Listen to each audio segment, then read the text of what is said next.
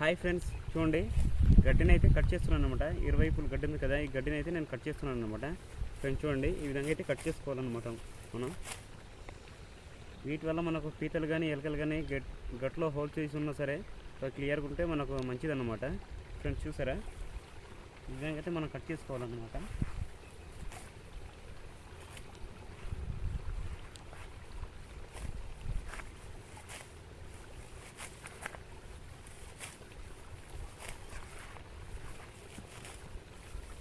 Friends చూసారా, గడ్డి అనమాట. ఈ విధంగా కట్ చేసుకుంటే మనకు క్లియర్గా ఉంటుంది అనమాట.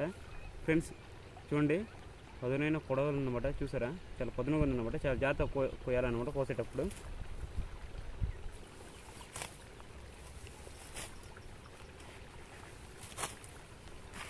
ఫ్రెండ్స్ చూసారు కదా, ఈ వీడియో నచ్చితే మా ఛానల్ని సబ్స్క్రైబ్ చేయడం మాత్రం మర్చిపోకండి.